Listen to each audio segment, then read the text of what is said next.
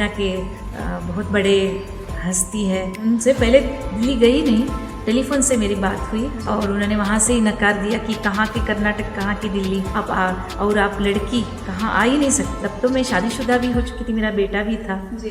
लेकिन फिर भी मेरा सीखना जारी था, बिल्कुल प्रोग्राम के साथ साथ। भी मेरे के पास इनका गुरुकुल है सिरसी ना जी, सिरसी में मेरा, वहाँ पे काफ़ी स्टूडेंट्स इनके हैं। मेरे अभी 61 स्टूडेंट्स मेरे पास सीख रहे हैं। ऐसे कहा जाता था एक ज़माने में एक भी स्टूडेंट हो तो काफ़ी है, लेकिन अभी 61 से भी ज़्यादा है, मैंने गिना नहीं, लेकिन आ भी रहे हैं, बहुत लोग आ रहे हैं, लेकिन हर एक इसको सीख नहीं पाते। आ जाएंगे, उनको लगता है यूट्यूब में देख के ये हम लोग एक दिन ये भी बजा लेंगे ऐसे करके, लेकिन जब उसको प्रैक्टिकली बैठ के सीखने लग जाते हैं उनका खुश हो जाता है। एक बात और जोड़ूंगा मैं, as a female she has lots of male students.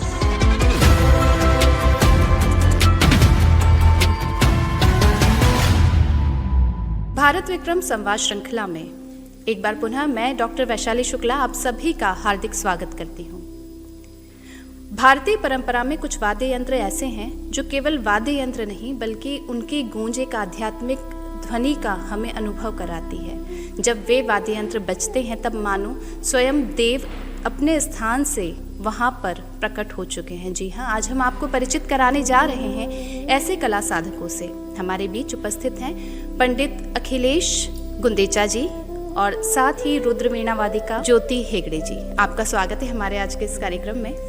सबसे पहले मैं आपसे जानना चाहूँगी कि जहाँ एक तरफ पखावज की ताल होती है, वहाँ वीणा की बिल्कुल सॉफ्ट धुन होती है, इनका तालमेल कैसे बैठता है उसके बारे में आप थोड़ा बताइए। वैसे तो हमारा अभ्यास ही ऐसा होता है, कैसे हम साथ में बजाएं, ये हम गुरुओं के साथ ही सीखते हैं कि जब हमारा सीखना शुरू होता है उसी समय सीखना पड़ता है उसको कि कैसे पखावज के साथ, ताल वाद्य के साथ हम लोग कैसे बजाएं जी। तो वहाँ से शुरुआत होती है। फिर क्या है कि जो रुद्र वीणा वाद्य है ये भगवान शंकर का बनाया हुआ है जी। पार्वती जी को उन्होंने शयन मुद्रा में देखा और उससे प्रेरित होकर इस वाद्य का निर्माण किया।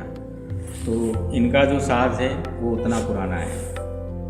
अब उस वाद्य की संगत करने के लिए उस समय तबला नहीं था जी। तो भगवान शिव ने अपने पुत्र को आदेश दिया कि ऐसा वाद्य बनाओ जो इसकी संगत कर सके।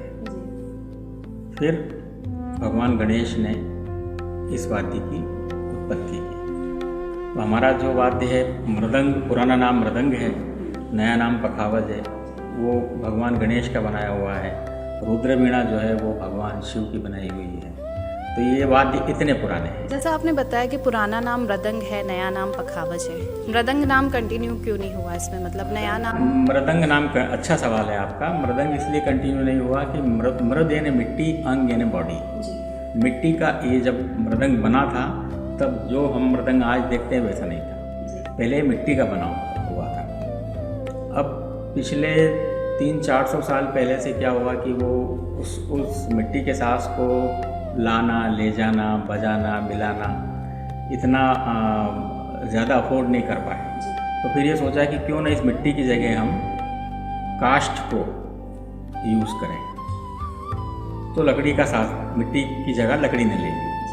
अब लकड़ी भी कौन सी, ये भी इम्पोर्टेंट है। लकड़ियाँ तो बहुत सारी हैं हमारे यहाँ, भारतवर्ष में तो बहुत सारी किस्म की लकड़ियाँ हैं। तो सबसे उत्तम लकड़ी मानी गई रक्त चंदन, जो कि अब मुश्किल से मिलता भी है। दूसरी लकड़ी मानी गई बीजासार, जो एक आयुर्वेदिक लकड़ी है, जिसकी लकड़ी के गिलास में पानी पीने से गठिया ठीक होता है। और फिर उसके बाद टीक वुड है या नीम की लकड़ी है। ये लकड़ी इसमें इस वाद्य में प्रयोग की जाने लगी। तो मृदंग शास्त्रीय और पुराना नाम है, पखावज नया नाम है। आपकी ये यात्रा कहाँ से शुरू हुई? आपके प्रेरणा स्रोत कौन थे या आपके पारिवारिक पृष्ठभूमि ही संगीत क्षेत्र में है? हमारे जो 2 बड़े भाई हैं वो ध्रुपद गायक हैं और मैं तो एक भाई हमारे नहीं रहे, उनकी भी उपस्थिति मानता हूँ, इसलिए मैं कह रहा हूँ। तो उन्होंने जब गाना शुरू किया तब मैं यहाँ शासकीय माधव संगीत महाविद्यालय में गाना सीख रहा था तब मेरी उम्र कोई 14-15 साल की थी। तो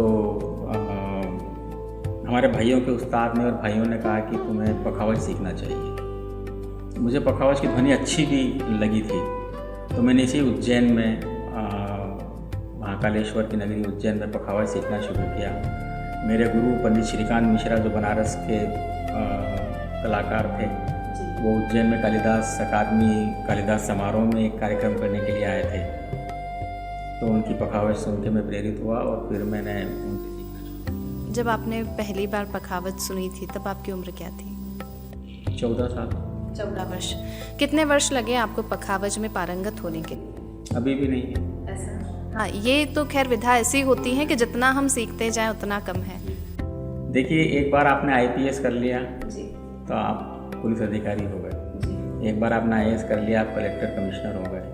लेकिन संगीत में हर दिन पढ़ना पड़ता है, हर दिन रियाज करना पड़ती है, हर दिन किसी को सुन के कहीं से कोई चीज़ सीखना पड़ती है। जी, रियाज का आपका क्या समय रहता है, कैसे आप मैनेज करते हैं? हम लोग ज़्यादातर रियाज सुबह ही करते हैं। सुबह उठने के बाद रियाज करते हैं। और अब हम इस पोजीशन में हैं कि हम लोग सिखाते हैं। ज्योति जी भी सिखाती हैं, इनकी शिष्या ने भी बजाया, इतना अच्छा वीणा बजाया आपने देखा। तो अब सिखाना ही हमारा रियाज होता है।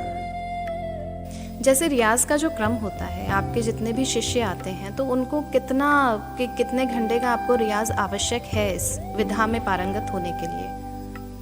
उसके लिए उनके ऊपर डिपेंड करता है कि वो कितने टैलेंटेड है। कुछ लड़के बहुत जल्दी सीख जाते हैं, कुछ लड़कों को बहुत उसी एक पीस को सीखने के लिए महीनों साल लग जाता है, कुछ सीख ही नहीं पाते हैं, वहीं छोड़ देते हैं। इंडिविजुअली टैलेंट पे हाँ, उस पर डिपेंड करता है। और चूंकि रुद्र वीणा के बहुत कम शिष्य होते हैं, शिष्याएं भी बहुत कम कलाकार हैं इस देश में। रुद्र वीणा के अच्छे 10 कलाकार भी नहीं। 140 करोड़ का देश है हमारा, और उसमें 10 कलाकार। और ये ज्योति जी जो हैं वो इस वाद्य की एकमात्र महिला कलाकार और वरिष्ठ कलाकार है। अच्छा, तो आपने एकमात्र मतलब प्रथम। अभी हो सकता है मेरी जानकारी में नहीं हुई, वो 2-4 और हों कहीं। एक तो इनकी शिष्या ही है, वो तो अभी बहुत नहीं है। तो ज्योति जी का कंट्रीब्यूशन मैं इसलिए मानता हूँ कि इन्होंने एक ऐसे साज को चूज़ किया जिसको पकड़ना ही मुश्किल है। बजाने की तो बात दूर हो, आप उसको लेके 5 मिनट बैठ नहीं सकते। काफ़ी कठिन होता है, मतलब उसमें उतना त्याग और समर्पण बहुत ज़रूरी है। हमारे अंदर इच्छा है तो हम कर सकते, हमको कठिन नहीं जाता। आपने सीखना कैसे शुरू किया, आपकी यात्रा के बारे में? आपकी यात्रा के बारे में हम जानना चाहेंगे। यात्रा तो मेरा 16 साल की उम्र में शुरू हुई।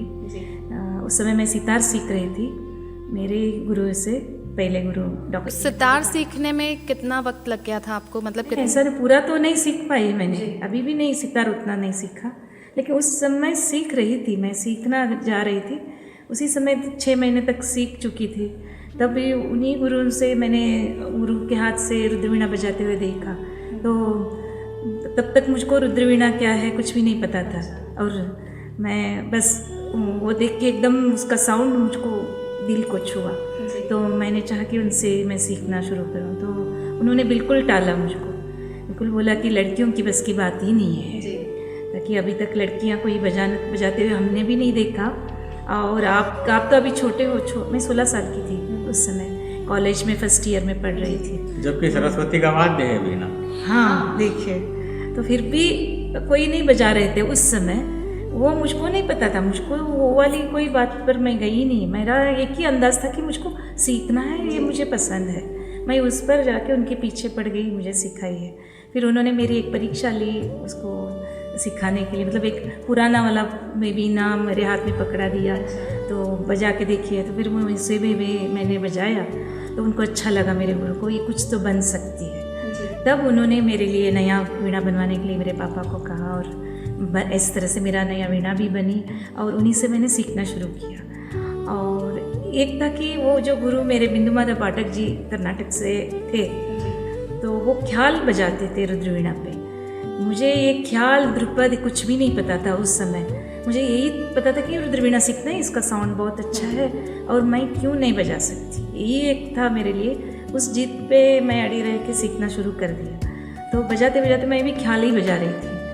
तो बहुत साल तक मैंने ख्याल बजाया है उसमें, वो तबले के साथ ही था कि कर्नाटक में कोई पखवाजिया भी नहीं है और मेरे गुरु भी ख्याल ही बजाते थे उस पर। अभी सितार के जो बाज है, दत्तकारी अंग जो होता है, उसी को वो बजाते थे उसी पे।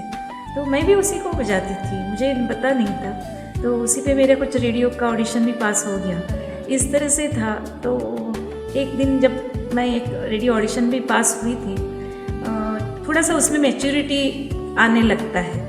तब इतना नहीं कि हम लोग बहुत मैच्योर्ड है, मैं ऐसा नहीं कहती हूँ, लेकिन थोड़ा बहुत तो उसमें एक अंदाज़ आने लगता है। तो तब मुझको कहीं एक किताब मिला कि ये ध्रुपद में बजता है, उसके साथ एक कैसेट भी था, तो वे ऑफ म्यूज़िक करके कोई फॉरेनर ने उसको, थॉमस मार्कोटी करके उसने लिखा था, वो मुझको किसी के हाथ से मिला।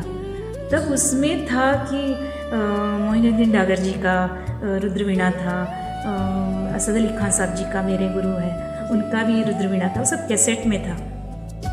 उसको सुना तो मुझको लगने लगा कि हाँ, यही तो मैं सीखना चाहती हूँ। पता नहीं, मेरा अंदर की मन अभी भी संतृप्त नहीं था जो ख्याल।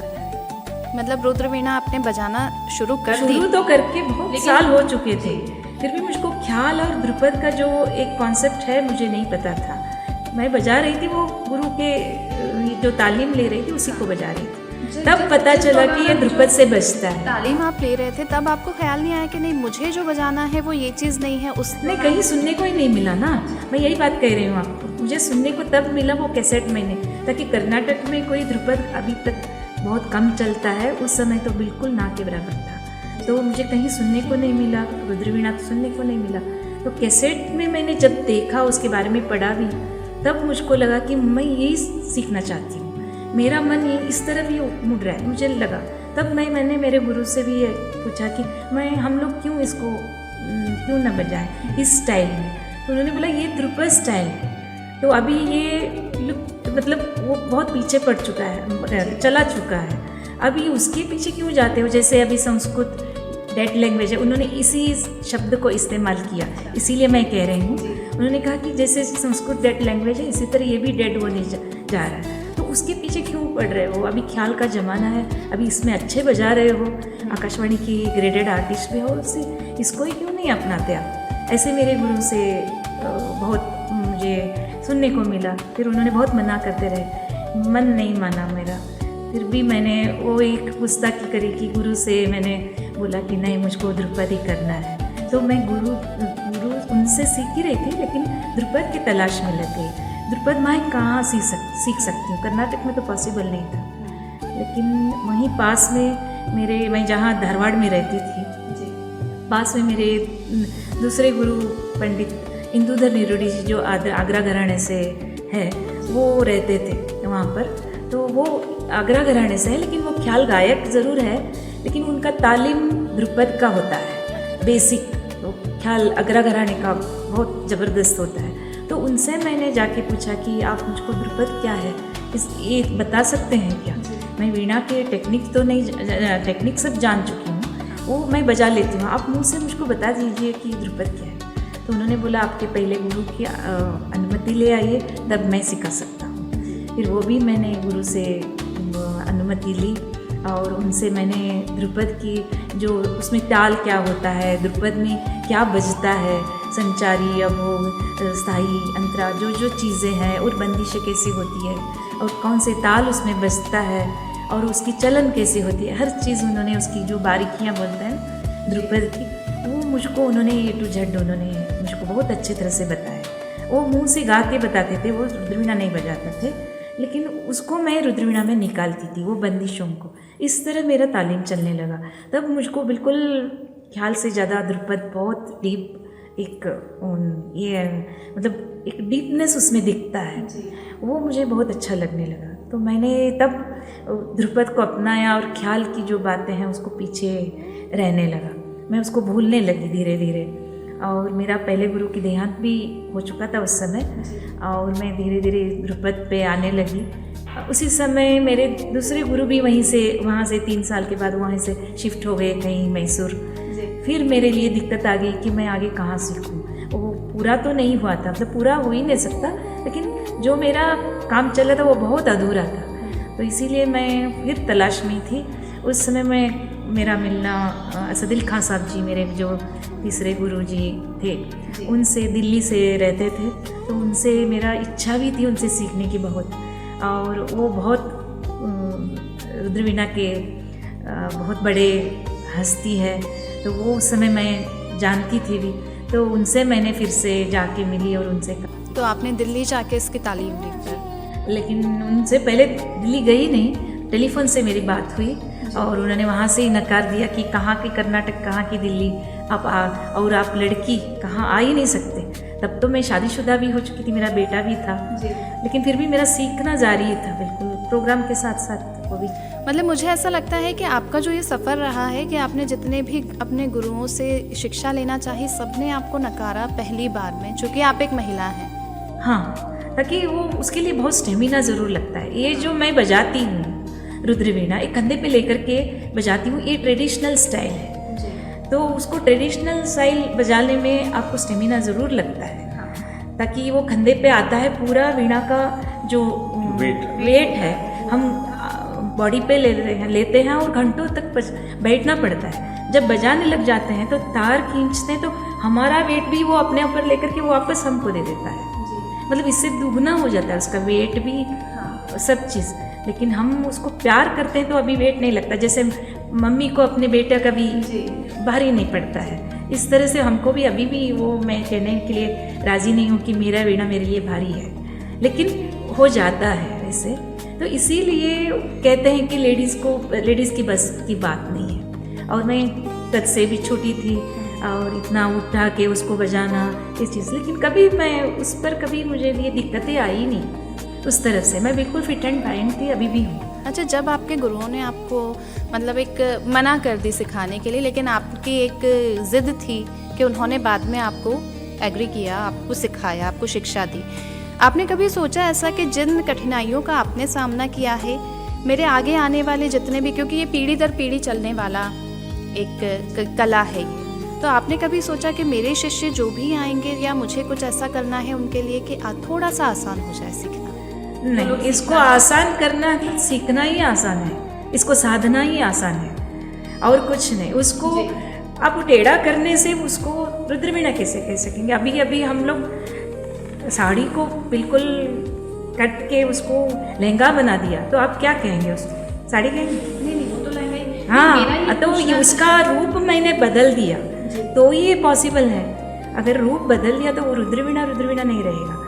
उसको फिर हमको क्वेश्चन ही आएगा कि रुद्रवीणा ऐसे बजाते थे, आप क्यों ऐसे बजा रहे? और मेरा ये मानना है कि रुद्रवीणा ही क्यों ना, कोई भी विधा, गायन हो, वादन हो, नृत्य हो, उसमें शॉर्टकट तो कुछ है ही नहीं। शॉर्टकट, हाँ, मैं वही पूछना चाह रही हूँ कि जैसे आज आप हैं, सोशल मीडिया आज है, ऑनलाइन क्लासेस होती हैं, थोड़ा सा सरल, जैसे आपको कठिनाइयों का सामना करना पड़ा कि आप जहाँ पे रहती हैं आपको दिल्ली जाके अपनी शिक्षा लेनी पड़ी, आपको आगरा जाके लेनी पड़ी, क्या अभी थोड़ा आसान हुआ है कि हम इसे ऑनलाइन भी क्लासेस? हाँ, ऑनलाइन तो हम लोग थोड़ा सिखाते हैं, अभी कोरोना के बाद वो भी हमने सीख लिया ऑनलाइन कैसे सिखाना है, लेकिन पहले स्टार्टिंग में उसको होल्ड करना पड़ता है। तो जैसे साइकिल होल्ड करने में, व्हीकल होल्ड करने में हमको टाइम लगती है, उसी तरह इसको भी होल्ड करने में उनकी कैपेसिटी के ऊपर डिपेंड करता है, कभी हफ्ता लग जाता है, कभी महीनों लग जाता है, इसीलिए सामने बैठना जरूरी है। इनिशियल ट्रेनिंग 1 to 1 हाँ, वो तभी होता है, नहीं तो नहीं हो पाता। उसको कंधे पे कैसे बिठाना है, एडजस्ट करना है, हाथ फिंगरिंग कैसे करना है, सब सामने से ही होता है, वो ऑनलाइन से नहीं हो सकता। इसीलिए स्टार्टिंग में स्टूडेंट्स मेरे पास आना ही पड़ता है, उसके बाद ऑनलाइन हम लोग कर लेते हैं। हाँ, मतलब बेसिक सारे कॉन्सेप्ट उनके क्लियर हो जाएं, उसके बाद आप उन्हें आगे बढ़ा सकते हैं। आपने बताया कि जैसे आपके गुरु ने कहा था कि संस्कृत डेड लैंग्वेज हो गई है, ऐसे ही आज के आधुनिकता के इस युग में हम देख रहे हैं कि हमारे ये जो पुराने वाद्य हैं, जैसे भगवान शंकर ने इसकी संरचना की थी, लेकिन आज और भी दूसरे इंस्ट्रूमेंट ऐसे आ गए हैं कि बच्चों को वही अट्रैक्ट करते हैं। पुराने जितने भी वाद्य यंत्र हैं उनमें उनका आकर्षण नहीं हो पाता। इसके लिए आपको क्या लगता है कि हमें क्या? यही लगता है कि उसको सरल कर दिया गया है, जो वाद्यों को बहुत सरल कर दिया गया है। दूसरे आएंगे, सितार आ गया, सरोद आ गया, तो जिन वाद्य तंतु वाद्यों को सरल करते करते अनेक वाद्य निकले ना, तो उस वाद्य को सरल करने से उसके ऊपर ज़रूर अट्रैक्ट होंगे। साहब को 2020 का ज़माना आया है, क्यों वो टेस्ट मैच देखेंगे, है ना? तो फिर यही बात होता है रुद्रवीणा के साथ भी ये, तो इतना कठिनाई उठाने की क्या ज़रूरत है। हम लोग एक दिन में बहुत पब्लिसिटी मिल जाएगा हमको, इसके पीछे भागने वाले एक लेवल के लोग होते हैं, लेकिन फिर भी हम करेंगे, करके आने वाले स्टूडेंट्स भी हैं मेरे पास कि इतना कठिनाई के बाद भी हम लोग इसको बजाएंगे, ऐसे भी मेरे ज्योति जी के पास पास इनका गुरुकुल है सिरसी ना, जी सिरसी में मेरा, वहाँ पे काफ़ी स्टूडेंट्स इनके हैं। मेरे अभी 61 स्टूडेंट्स मेरे पास सीख रहे हैं। ऐसे कहा जाता था एक ज़माने में एक भी स्टूडेंट हो तो काफ़ी है, लेकिन अभी 61 से भी ज़्यादा है, मैंने गिना नहीं, लेकिन आ भी रहे हैं, बहुत लोग आ रहे हैं, लेकिन हर एक इसको सीख नहीं पाते। आ जाएंगे, उनको लगता है यूट्यूब में देख के ये हम लोग एक दिन ये भी बजा लेंगे ऐसे करके, लेकिन जब उसको प्रैक्टिकली बैठ के सीखने लग जाते हैं उनका होश उड़ जाता है। और एक बात और जोड़ूंगा मैं, as a female she has lots of male students जी। अच्छा, जैसे पखावज और रुद्रवीणा सीखने के लिए कोई भी स्टूडेंट आया, आपको कितने दिन में एक आइडिया लग जाता है? मतलब कहा जाता है ना कि अपने शिष्य में स्पार्क दिखता है। 2 मिनट हाँ तुरंत आप जी, पहचान जाते हैं। 2 मिनट आज के जो विक्रम उत्सव में अनहद आयोजन किया गया है, इसमें कोशिश हमारे मुख्यमंत्री जी द्वारा की गई है कि सभी जितने पुराने वाद्य यंत्र हैं, हमारा वैदिक संगीत है, वो युवा पीढ़ी तक पहुँचे।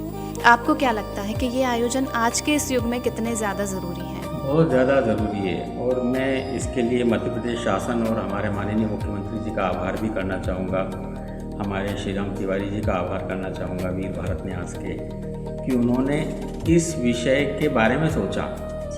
करने की तो बात दूर है, हुआ तो तब है ये जब पहले इसके बारे में हमने सोचा है। भाई हम कोई भी काम को करने के पहले सोचते हैं कि ये काम मुझे करना है, ये एक बहुत बड़ा कदम है। और हमारा जो संगीत है उसके उद्भव को लेके इतना अच्छा बड़े लेवल पे एक सेमिनार हो रहा है जिसका डॉक्यूमेंटेशन होगा। बड़े बड़े कलाकार आए हैं, ज्योति जी आई हैं, कल रूपक जी ने, मंजुनाथ जी ने बजाया, आज शाम को पंडित साजन मिश्र जी का गाना है, पद्म भूषण पंडित साजन मिश्र जी का, और इतने बड़े बड़े वक्ता इसमें बोलने के लिए आए हैं देश भर से। वक्ता भी कोई पद्मश्री है, कोई पद्म भूषण है, तो मेरे ख्याल से ये एक ऐतिहासिक कदम है। और इसकी शुरुआत बाबा महाकाल की नगरी, हमारी नगरी उज्जैन से हुई, इसकी और खुशी है। बहुत बहुत धन्यवाद, आज आपने अपना अमूल्य समय हमें दिया, हमारे दर्शकों को एक मार्गदर्शन दिया, क्योंकि आज आपके वाद्य यंत्र से प्रेरित होकर बहुत सारे ऐसे लोग हैं, युवा पीढ़ी है जो इसे आगे और बढ़ाना चाहेगी, सीखना चाहेगी। बहुत बहुत धन्यवाद आपका। तो ये थे हमारे बीच पंडित अखिलेश गुंदेचा जी और विदुषी सुश्री ज्योति हेगड़े जी, जिनके द्वारा हमने जाना पखावज और वीणा के अद्भुत संगम के बारे में। आप सभी भारत विक्रम श्रृंखला से जुड़े रहिए, आगे हम आपको ऐसे ही किसी कला साधक से परिचित कराते हैं। तब तक के लिए नमस्कार।